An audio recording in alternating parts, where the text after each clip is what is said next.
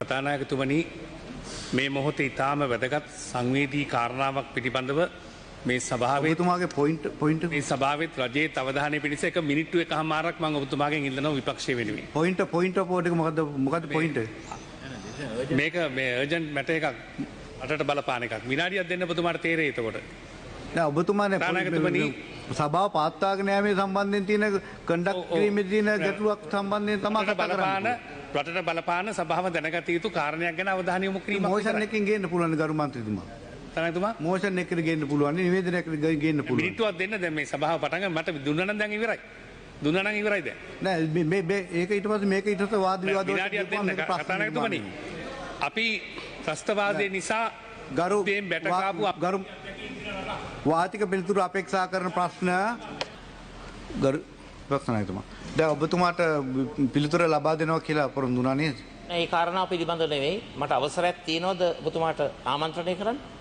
දැන්ට ඔබතුමාට මීට ඊට කාරණාට අදාළ නෙවෙයිනේ.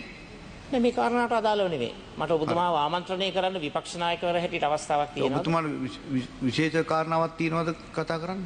ඒකට මම ඔබතුමාගෙන් අවසරය ඉල්ලන්නේ විශේෂ කාරණාවක් මතු කරන්න.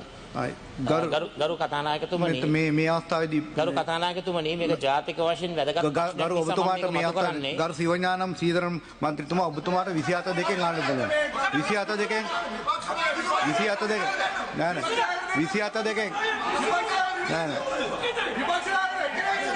ගරු මන්ත්‍රීතුමා නෑ 27 දෙකෙන් අහන්න පුළුවන් විශේෂ ප්‍රශ්නයක් තියෙනවා අහන්න පුළුවන් ඔබතුමාට අහන්න පුළුවන් ගරු සිවඥානම් සීදරන් මන්ත්‍රීතුමා ඔබතුමාට ගරු මන්ත්‍රීතුමා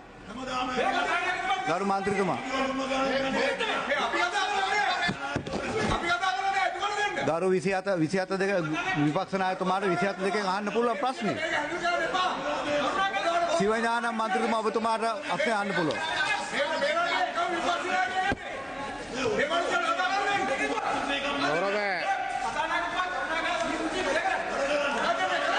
ගරු සිවඥානම් மந்திரிතුමා